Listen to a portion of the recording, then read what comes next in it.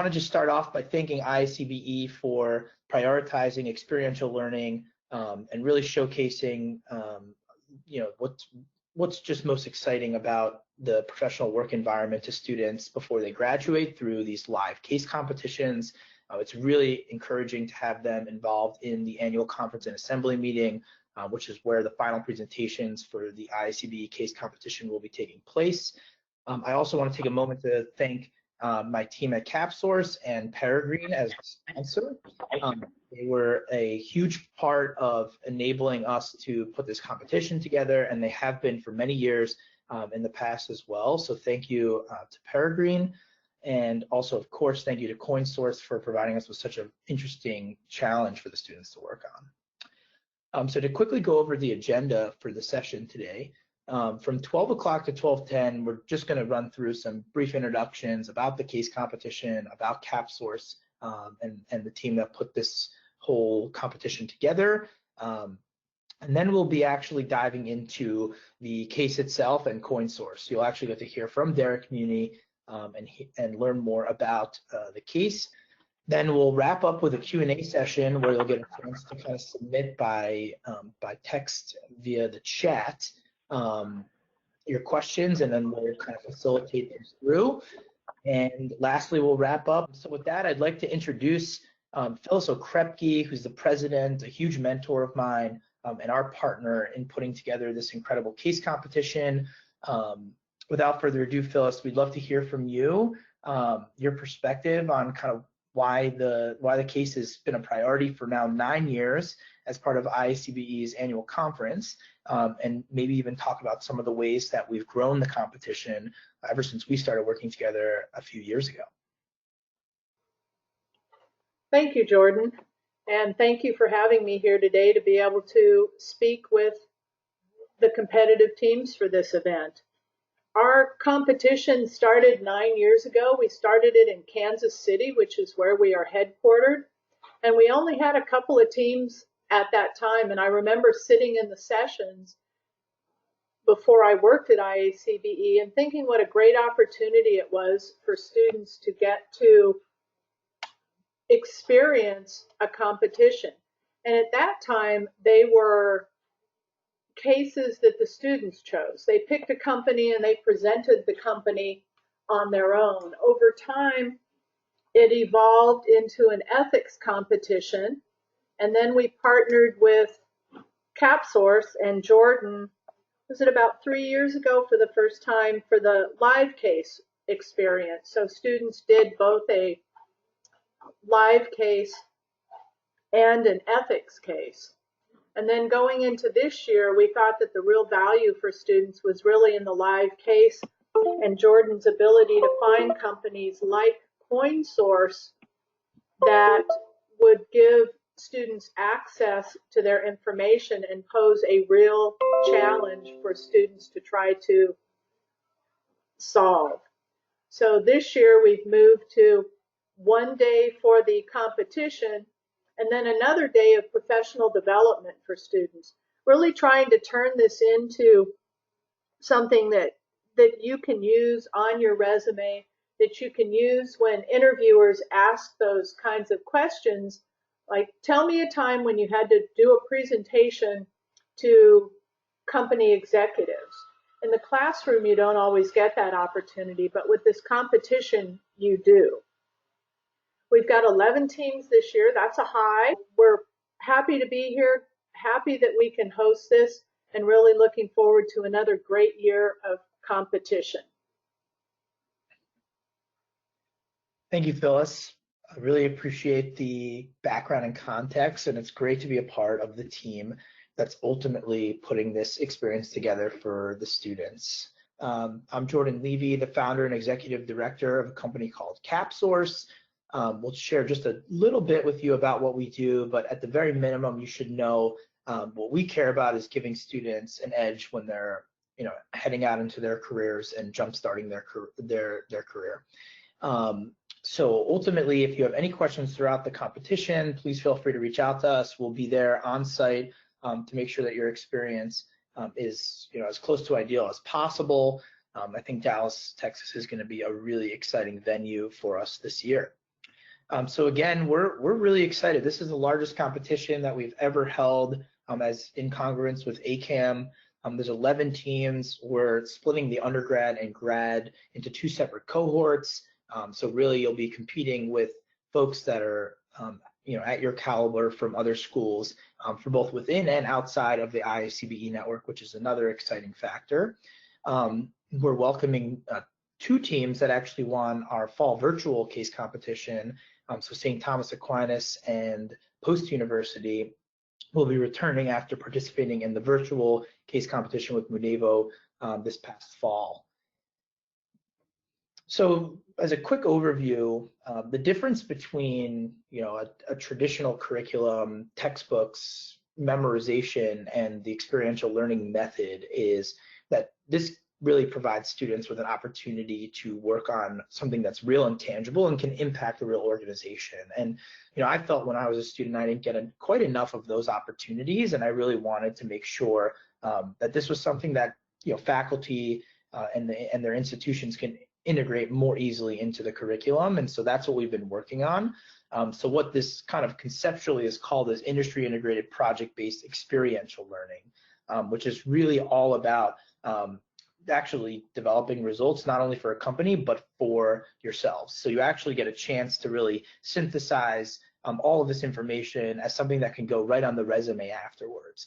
And so reference-worthy experience is so powerful because it actually shows that you have completed something as a team that generated value for real stakeholders. And when you can prove that and you're going through interviews, companies naturally feel a lot more comfortable that you are a team player, that you can collaborate, that you can communicate effectively, and you'll have real examples of that, which is something that we find super powerful when you're finally getting a chance to stick your head out into the real world. So as a specific example, this is actually a certificate of completion from one of the winners of the fall virtual case competition. So every student will actually get one of these for just participating in the case competition. It's a very exciting asset that you can add to your LinkedIn or share on social media that shows kind of what you worked on. And of course, in this case, Post University was the winner, so we were able to add that to their certificate as well. So this is at least something very exciting that you guys can expect to get out of this at the very minimum. I wanted to touch briefly on what a live case is. What is a live case business competition? So ultimately, these are interactive, up-to-date cases that include real Q&A with the company's management. So this isn't something that's contained to a written overview that's historical like a traditional case. This is actually a live case. It's a business case because this is actually about a company with a cutting-edge business model that has a real interesting business challenge. And a case is kind of the notion that you don't actually need to work at the company in order to help the company. So we're really using case analysis and almost consulting in our ability to kind of strategically think about how we're going to help Coinsource based on the challenge that we present to you guys today. And then the last component here is obviously it's a competition. So you'll be assessed by the executive team at Coinsource, as well as some academicians from the local Dallas environment, as well as other business leaders. So obviously there'll be one winner from the undergrad and one winner from the grad, but really we feel everyone's a winner at the end of this because you'll all get a chance to really say that you helped to think through solving real business challenges for a real company throughout your tenure as a student, which is actually still pretty infrequent today. So to quickly go over the pre-conference schedule first, so basically this is an overview of what to expect between now and the competition itself, which is taking place in Dallas. And so last week on Wednesday, the 26th, we shared the material, so hopefully you've gotten a chance to look at those. You've had a chance to review those, and this is the kickoff webinar. We'll also be having office hours with Derek Muni, who's the Director of Sales and Marketing at Coinsource. And so each of your teams will have a chance to schedule 30 minutes with the company, with Derek, to discuss your progress and any questions you might have, which is really what makes it a lot more tangible. And then we're requiring that you will deliver the written memo the Friday before the conference, so that we'll have enough time to give those to the judges to start grading. And then the final presentation is actually going to be due on March 31st at noon. So it's the Tuesday right before we begin with some of our introductory events at the conference. So just keep that in mind. There's 2 different due dates. The memo is due by Friday, and the final presentation by the following Tuesday. And then, of course, Wednesday is going to be the actual presentation. You must submit the deliverables by email to me, Jordan@capstonesource.com. Unfortunately, we cannot extend the deadlines for any reason. Please make sure to get your final version to us by the deadline, or you will be disqualified. So to touch on briefly the competition schedule, based on what we heard from last year, we'll be doing an opening session again from 3 to 5, which will really be about getting to know each other, getting a chance to meet one another, hear from some interesting speakers within the IACBE network. After that, you're invited to the opening reception, which is a chance to mingle with faculty and deans from all over the world that are part of the IACBE network. And then on Wednesday, pretty much the whole day is dedicated to the competition. So you'll be doing 2 presentations to 2 separate panels of judges throughout that full day. And then otherwise, the day is yours to kind of manage as you feel fit. And then Wednesday evening, we just want you guys to relax. We know that was a pretty high-strung day with presentations, so feel free to grab dinner with your friends and kind of see the local Dallas scene. The next day, which is Thursday, April 2nd, we're going to be announcing the winners in the morning at the keynote, which is actually a NACE speaker, which is the National Association for College Employers, was keynote speaker, which will be really cool for students to kind of hear their perspective on how institutions are prepping students for their careers. So couldn't be more fitting than this really cool experiential learning engagement, which is going to be a great way for you guys to prepare for your careers. After that, we'll be doing the winning team exhibition. So we, again, incorporated your feedback and heard, you want to hear, what some of the winning teams had to say, and, really make it a debrief so you actually can get a chance to learn from the experience. The judges will be stopping by. Derek from Coinsource and his team will be there. And so we really want to make this an opportunity to really nail down, what you could have been doing better so that you're actually able to improve in the future, rather than give you another whole round of cases. And then in the afternoon is going to be a really fun series of events where you'll get to do lunch on your own. Join us for IACBE sessions, including one I'll be delivering about how you turn experience into resume-worthy experience. And then we're fortunate to be doing a downtown Dallas experience. We'll be attending Crow Holdings, which is a really neat, large company based in the Dallas area that focuses on real estate development. And then Coinsource will be hosting us for dinner somewhere around the Bishop's Arts District, which is actually one of my favorite parts of downtown Dallas. So with that, we're really excited here to introduce Derek Muni from Coinsource. Derek is located in the Fort Worth area, has been working with Coinsource for a number of years, and has been instrumental to their growth as an organization. And we're really excited to be including him in the session today so that you guys can really hear right from the horse's mouth kind of how he's thinking about the product's evolution, the business model's evolution, and therefore how his team really needs to activate from a sales and marketing perspective, which is really where a lot of this actual case that you'll be working on resides. So Derek, without further ado, thank you for being here today. Thank you very much, Jordan. We're definitely very, very honored and excited to be the host company for this competition, and just to be involved with all the students and faculty on such a really just such an exciting competition and true life challenge for an actual company.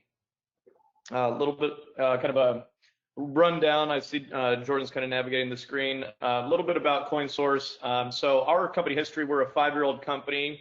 We've bootstrapped it all the way to this point. We are the world's largest Bitcoin ATM operator.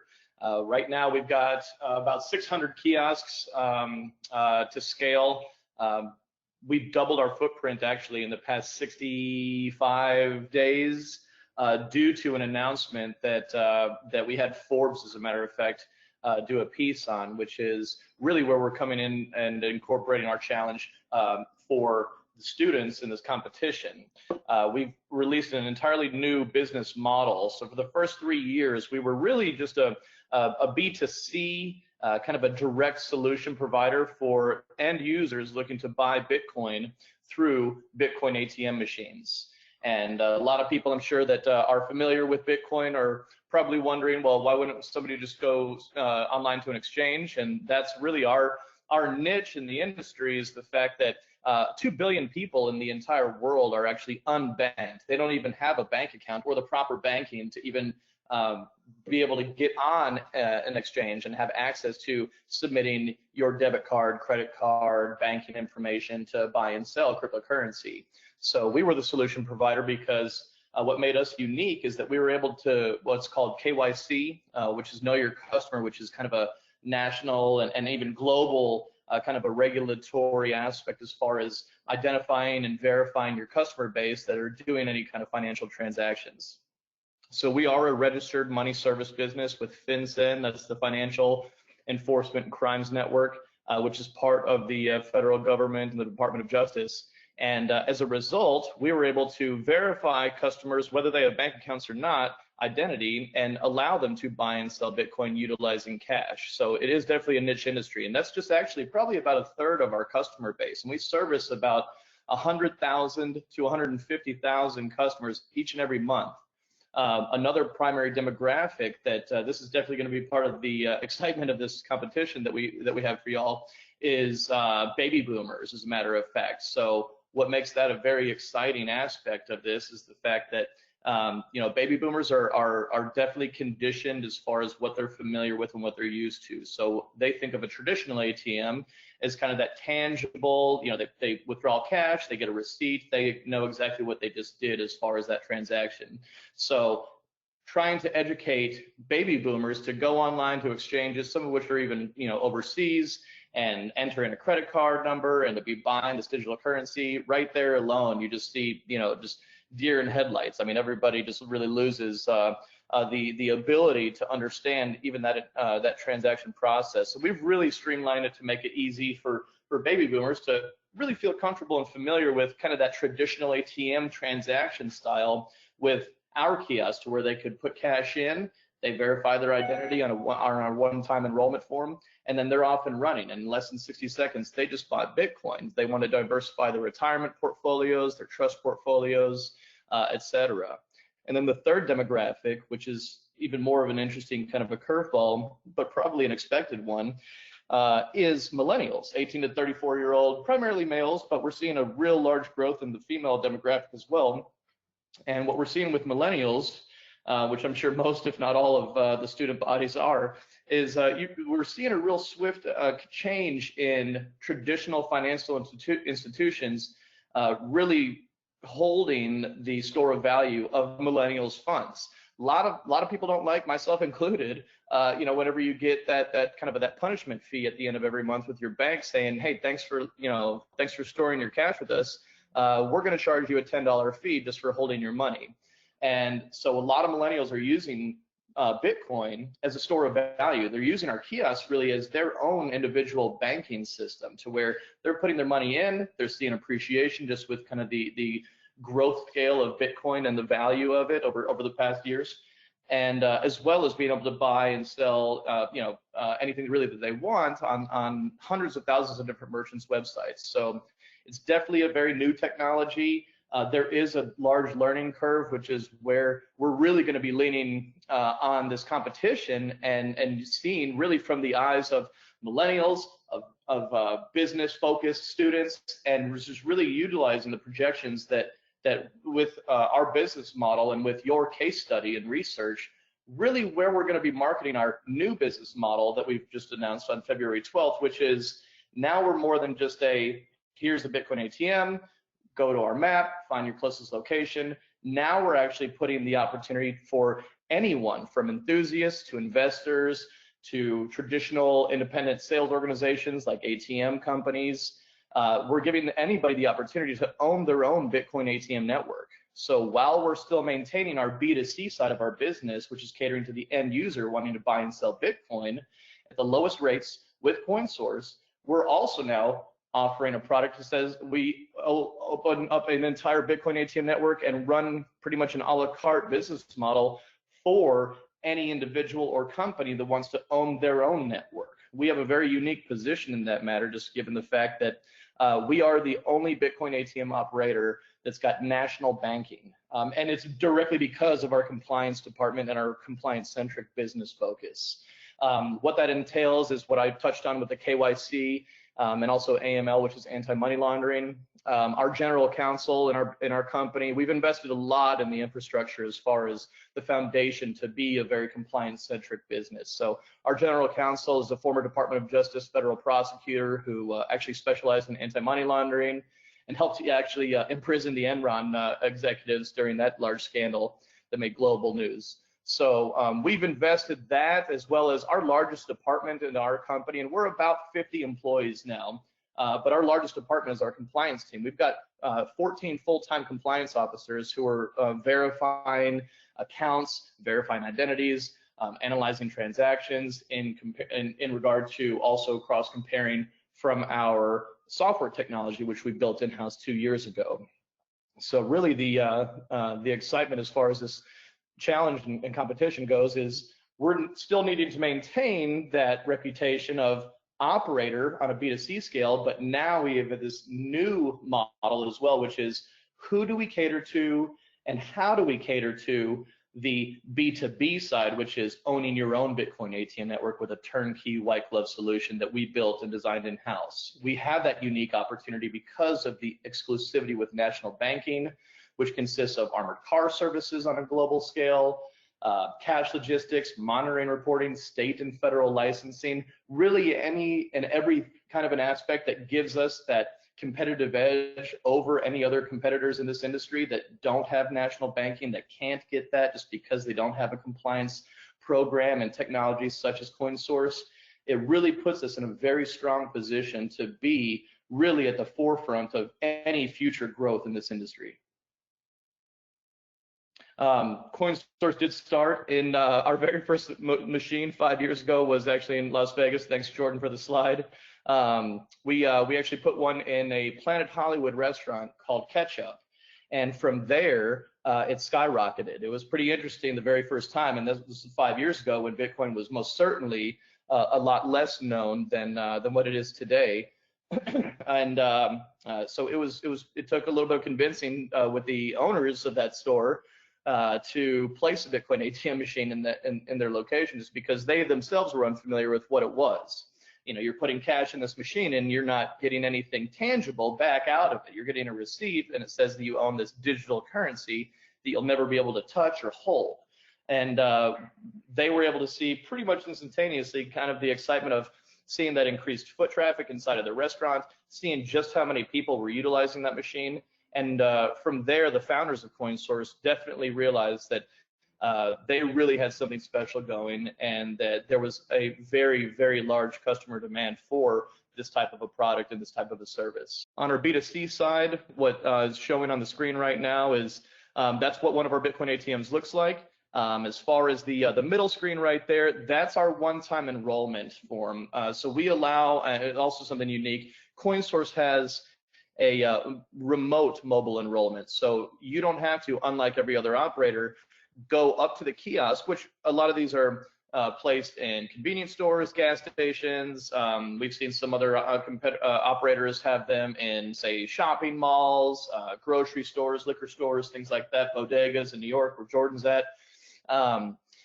What we allow is kind of the streamlined process to where you can be at home, you can be on the go, you can be in the subway, at your office, and it's a quick one-time enrollment. Really all you do is provide the state or federal ID, take a photo of the front and the back of it. You also take a selfie and some basic general information, first name, last name, phone number. And your phone number really acts as your account number. And what that does is it Coinsource on the back in our technology, we verify those customers' identities. We run them through a background check as well, which part of our business model, we wouldn't have the opportunity to even service customers if we didn't have the direct relationships that we do with the locations that we have our machines in.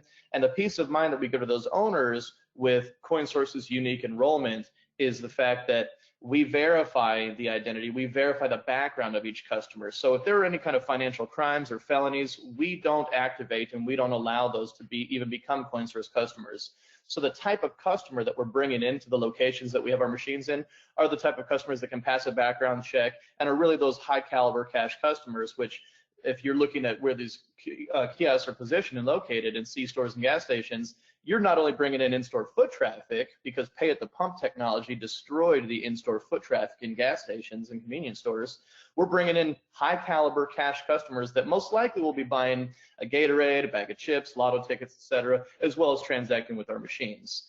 So that really kind of gives us a neat opportunity to really nurture and curate those relationships with the store owners that are hosting our machines in their places of business. Our website actually has two kind of different forms, which really all work in conjunction, just because without locations, we don't have places for our kiosks. So we offer individual business owners to really kind of inquire on our website as far as if they would like to host one of our machines in their location. We also have, and that's the B2C side model, to where they want to have their machine in their store, and obviously they want to get in on a little bit of the business opportunity and stream of revenue, kind of an alternative stream of revenue, as far as we tie them into, we pay them obviously for our machine to be in their store, and they also have that increased exposure. We've got a very unique marketing program here and an algorithm that I built out to where each kiosk, once it's plugged into the location where it's at, populates on over 75 different websites, from location directory listings to search engines, social media, and even voice search. You can say, hey, Alexa, find the closest Bitcoin ATM to me, and it will populate as soon as that machine is plugged in. So really, really exciting stuff as far as exposure goes to the B2C side, which is where the consumers, it's a digital product, it's a digital currency. They're searching for these kiosks digitally. They're looking online for them. So it's definitely a destination type of a machine, as opposed to an opportunistic customer that's just is in a convenience store or gas station, sees an ATM, remembers that they need to pull cash out, say for the valet, for date night on a Friday night, what have you, that they need cash on. That's an opportunistic customer. Our customers are really purpose driven. They're looking for these locations online. They're planning kind of a trip. We've seen customers go, drive miles and miles to just get to a Bitcoin ATM machine, and they're going there for that purpose. So it most certainly is a destination kind of a business model. And then on the B2C side, you can see right here the national kind of footprint that we have right now. So we've got Coinsource owned and operated machines in the 300 to 450 range. We have even more for our B2B clients that we have been signing on since our announcement February 12th. We're operating right now in 44 states. We are the exclusive operator in the entire state of New York. We were the very first Bitcoin ATM company to receive what's called the BIT license, or the virtual currency license, which is distributed through the New York Department of Financial Services, which in essence is the governing body, so to speak, of the rest of the country. They really set the model as far as a very strict model at that, for what's expected and what's required to operate a money service business in that state. And Coinsource was actually the only operator that had all necessary qualifications. It took us years to obtain. It took our general counsel and our in-house counsel a lot of work and a lot of just kind of back and forth, just really disclosing our transparent model of how each and every single customer from day one and $1 has been ID verified. And it's because of that protocol, it's because of that technology that we have, that we were allowed to be the exclusive operator in New York State, which is definitely very exciting. It's one of our larger markets, and we were just beyond honored to achieve that level as far as not only recognition but kind of validation as well as far as our business model is concerned. We do have expansion going on as well outside of the United States, and we're definitely excited to kind of be in the forefront of that as well. Our B2B model, which is the exciting news that was just announced February 12th, is kind of what I touched on at the beginning, which is really a turnkey kind of white glove solution for anyone that wants to own their own Bitcoin ATM network. It incorporates, and this is kind of an a la carte model, as you can see. So we do a lot of ATM trade shows, and we exhibited a lot of conferences that are really in front of the type of demographic that you would probably expect to see us wanting to market to and really show our model to, which is traditional independent sales organizations and ATM owners. So with that, we built out a model to where if they have certain aspects of services that we offer, they're not locked into having to have our entire model to them. They want to increase their profit margins and say they've got a crypto-friendly bank. They're more than welcome to go that route. However, what makes our B2B model so attractive is the fact that we take away all the risk for anybody that's looking to get into this and having to go through that entire rigorous process of registering as an MSB, getting all of your money transmission licenses, and on a state and federal level. We've got all that. We've done all that legwork. We've done all the heavy lifting as far as that's concerned. So we're able to offer the cash logistics, the reporting, our exclusive relationship with an armored car service provider, the 50-state national banking, which is most certainly the most unique and most exciting aspect of our model, which is there's no other competitor that can offer that. So anybody in any one of the 50 states that wants to own their own Bitcoin ATM network, we're able to get them up and running in weeks, as opposed to years, which is what it took us as an operator to achieve this kind of a national footprint that we have right now. I touched on our kind of a hands-on marketing and exposure aspect that definitely separates us from any kind of competition. We offer unique live 7-day customer support as well to not only the end users, but also to the Bitcoin ATM network clients that own their own network as well. So it's definitely very exciting. As you can see on the very right of the screen right now, we actually, what took us 3 years to get to as far as our footprint, with our turnkey model now, we were able to double that in 2 months. Definitely exciting stuff. Our future projections as far as where Coinsource goes, and really the entire Bitcoin and cryptocurrency kiosk is concerned, we really see, just from data that we've got in-house, right now we're looking at around 6,700 and change Bitcoin ATMs on a global scale. There's about 4,500 of them right here in the US right now. Those numbers, they have doubled year after year after year. We definitely see that by 2022, there will be 25,000 of these kiosks on a global scale. And by 2024, we're looking at 100,000 kiosks. There's hundreds of thousands of traditional ATMs across the world right now. And we definitely see that the Bitcoin ATM growth path is actually at around a 200% increase than the growth rate to traditional ATMs. Coinsource has positioned ourselves with our software technology that's in-house, and with the kind of white label approach, we see an 80% market share of Coinsource being kind of the back-end provider for not only software operations, but our compliance department as well. So there can be other operators that are even existing right now that once more regulation comes down and the government is really starting to crack down on requiring ID, because there's a lot of Bitcoin ATM operators that don't require IDs. And how they get around that is the fact that it is a decentralized currency and enforcement is coming. It's just not there yet. But they're charging extremely high rates, and they're also inflating the price of Bitcoin just because they're in this for the short model. This is where we see our projection for Coinsource being the only and the exclusive long-term provider for a model like this, just because, again, from our day one, $1 compliance-centric business model to having this exclusive software technology that we're able to license out to anyone looking to be in compliance with all state and federal laws, and also expanding even on a global scale as well. So the challenge that that we would like to see and really kind of propose for this competition is our growth strategy on our new B2B model. We need to maintain that identity as far as being an operator, and the brand itself, which is now a franchisable brand with our B2B model.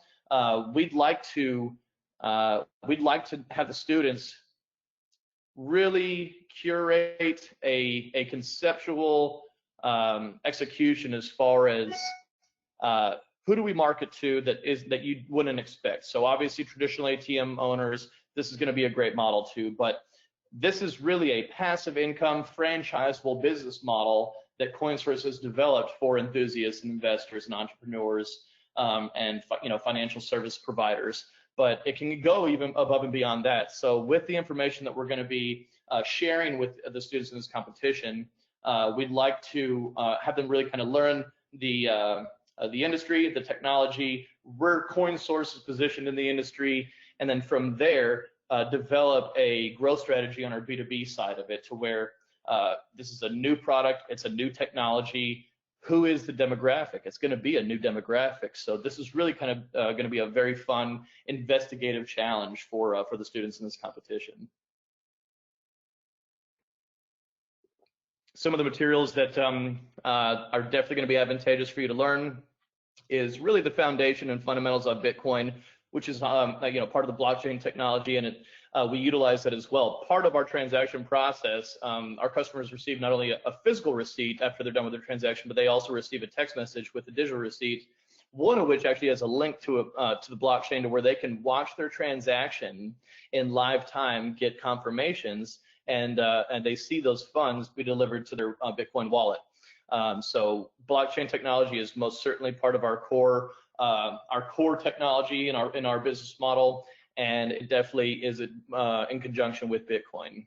Bitcoin ATMs versus exchanges. I touched on that a little bit with you at the beginning, which is really if you're unbanked or underbanked, you can't go to a Bitcoin online exchange. Also, there's some people that just don't feel comfortable providing their banking information, their credit card or debit card information, social security number, etc., to an online exchange that a lot of people have even never heard of. There's a lot of current events and news that are really touching on Bitcoin as a technology and blockchain technology, and from every single industry that you can imagine, from the medical field to we're even seeing some universities utilizing blockchain technology for from accepting tuition to smart contracts and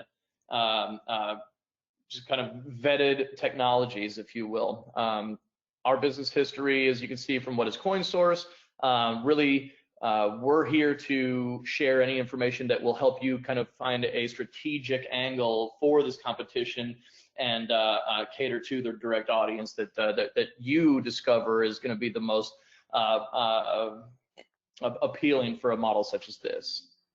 All right, thank you so much, Derek. So just as a quick reminder, these are all the materials kind of categorically that have been organized through the project charter on the CapSource website. So you should all have access to that. It kind of outlines the goals and objectives of the entire session that you'll be competing against each other to really come up with the best insights.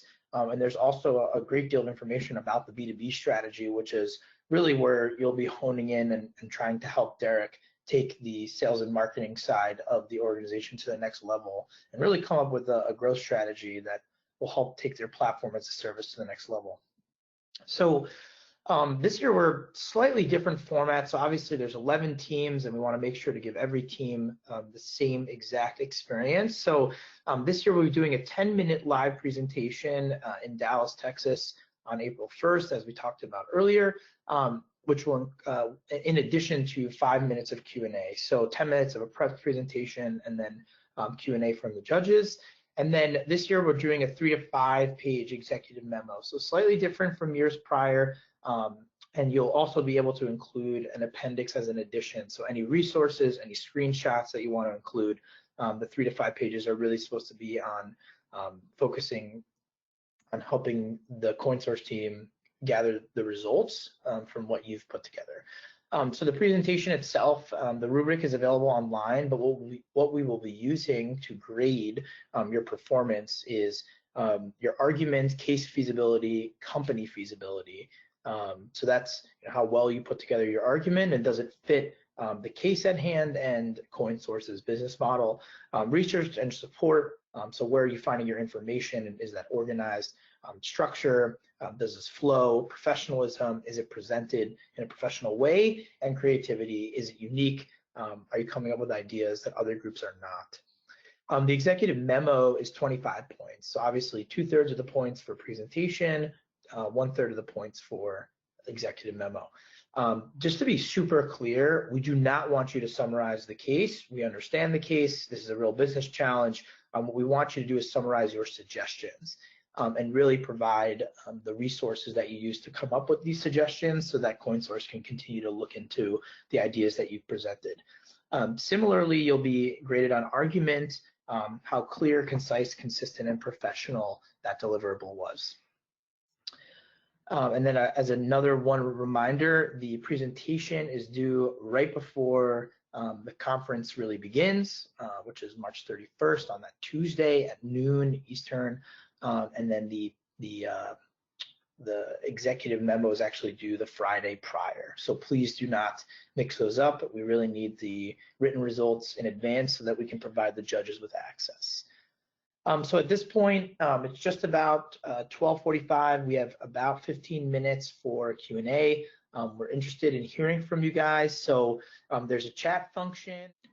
So from the Mount St. Mary's team, thank you so much for your first question. So does Coinsource have an outlook on DeFi integration? I'm not particularly sure what DeFi is, but I'm guessing Derek may have an idea. Yes, we are most certainly looking into what DeFi is, decentralized finance, and we are looking into kind of launching a model either exactly like that or similar to that, but at the moment we are not a DeFi integrated. Thank you for your question. Please feel free to submit additional ones through the chat. That will be the best way. Otherwise, you can feel free to activate your microphone and let us know where you're calling from and what your question is. Hey guys, this is Mount St. Mary's here once again. Just to kind of follow up on our previous question, we read an article that that Coinsource is using DAI for the remittance feature. Is there any more integrations utilizing this kind of stablecoin, or maybe the USDC stablecoin for remittance purposes, or anything of that nature? Right now, the only stablecoin partner is Coinsource and DAI, and it is exactly for that, which is going to be a remittance model that we're going to be releasing here later this year. Some of the logistics of that we're still finalizing with financial institutions and federal regulators. And once that is finalized, that we will actually be able to offer a global remittance model from our kiosk utilizing DAI and the stablecoin, really kind of backed for the dollar to dollar. Thank you. Thanks for your question. Next question is from Richard Keto at Chaminade. What will the format be for the 30-minute session with Derek? That's a great question. So the office hours session, there's a link to schedule your 30 minutes with him. It's been available since the case has been released. So please feel free to get yourself scheduled as soon as possible so that Derek can plan for all the 11 meetings he'll be taking during that week. The 30 minutes is completely up to you. It's student driven. Derek is really just there as a resource. So we highly encourage the teams to come up with how they want to spend those 30 minutes. Obviously, Derek is fully up to speed on the case itself, but we'll have no idea what directions the students are going in. So, prepare some context and some questions. That's usually what leads to the best results for those sessions. Another question from James through the Lynn University team. What's currently hindering Coinsource from being able to operate in all 50 states? Are there any you're expecting to see change in the next year? There's really nothing hindering it. It really has just been where consumer demand. We also, we do reach out through our customer base, kind of surveys, and then we also. I'm a very, very, very data-driven operator, and I get pretty granular with our data. So we kind of see on the back end as far as where people are searching for Bitcoin ATMs and really where the demand is. But there's nothing hindering all 50 states. This year in 2020, we will be in all 50. We develop on our B2B side and our model, which is obviously bringing all software in-house. That's where our focus was. If we didn't want to create a B2B model, we'd have double the footprint of what we had right now as strictly just an operator and obviously being in all 50 states. So we kind of took a turn and focused on this B2B model. But one of the things, as a matter of fact, I'm actually just today alone, I'm going to be traveling to another state and procuring some locations for some new clients of ours. So Coinsource will be operating in all 50 states within this year. And with our national banking model, again, the exclusivity with that is that we do have vaults in all 50 states. So any state that, and also, by the way, every state that requires a money transmission license, we have filed either for them or we already have them. So we've got, I want to say off the top of my head, there's not all states require it, but I want to say 26 do, and we have all 26 of those. Awesome. Thank you so much, Derek. We have just about time for another couple questions here. So we got a question in from the Mount St. Mary's team again. What is the current issue, if there is one, in communicating with customers through social media? There isn't an issue per se. We've got, I think, overall total, I know that we're well over 10,000 followers on all different platforms. What we're seeing with them is since the business model will require customers to go to the physical kiosks right now to complete the transaction, we're seeing a lot more communication through our web chat on our website, which is live 7 days a week, that I can actually talk to an in-house Coinsource customer service professional that definitely knows all aspects of the model. But right now, it's pretty much been outbound engagement on social media. If our team sees that there are certain questions on certain platforms that people are asking about Bitcoin in conjunction with cash transactions, obviously that's a prime market to go after. Another part with social media is in 2018, and it has been this way. It's actually still is in effect on the large platforms. Twitter absolutely does not allow any paid ads. This has been another challenge for us. So I strongly encourage everyone to take this into account, which is they didn't allow any kind of paid advertising for anything cryptocurrency related, just because of the nature of kind of the unknown of this industry and this technology. There were a lot in 2018 when there was a huge spike in the Bitcoin price. We were seeing just we were hearing and seeing a lot of people that they wanted to buy it just because they thought it was a great investment, but they had no idea what it was. So the large platforms kind of put a hold on allowing people to advertise on their platforms. So social media, I think, is most certainly a great platform for communicating with the customers.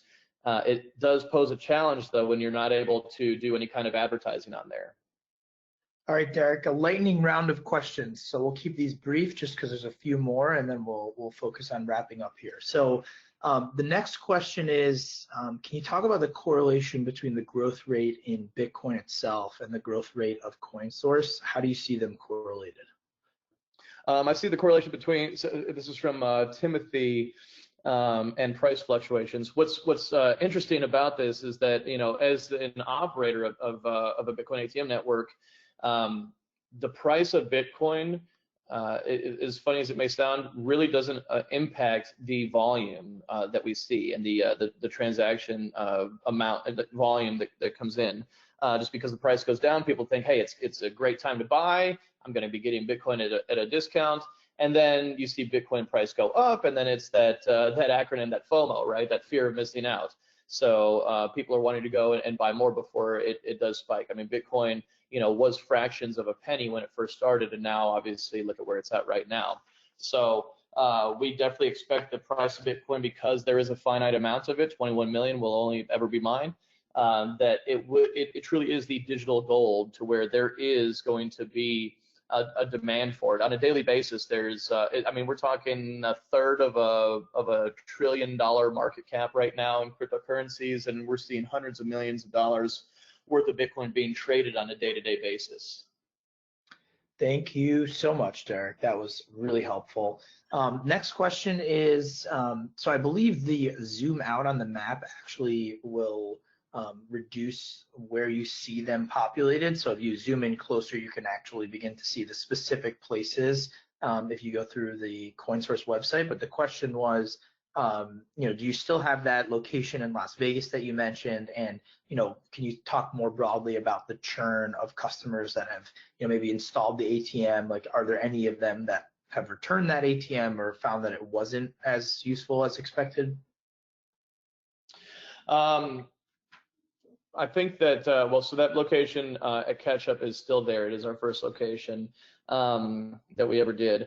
We most certainly see a very loyal customer base, to where once they go through the one-time enrollment and they realize that they can transact and complete their transaction in under 60 seconds, which is definitely on the fast side as far as other operators go, we pretty much have them as a lifetime customer. Coinsource prides itself on its transparency to offer the lowest rates, which is 11% to buy.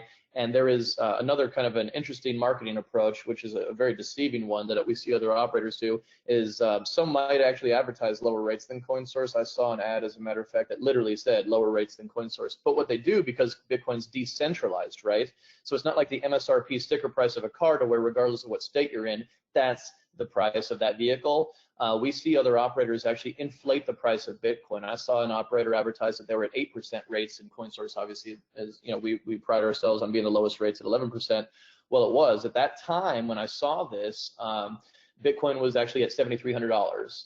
I went to that competitor's machine, and it was advertised 8% rates, but Bitcoin was at $8,700. So they're really deceiving their own customers, which is truly a shame. And that's why Coinsource really, we're beyond excited to have further regulation come into this industry, just because we've been ready for it. We've built our entire business around transparency and giving the customers the best rate at the lowest price possible.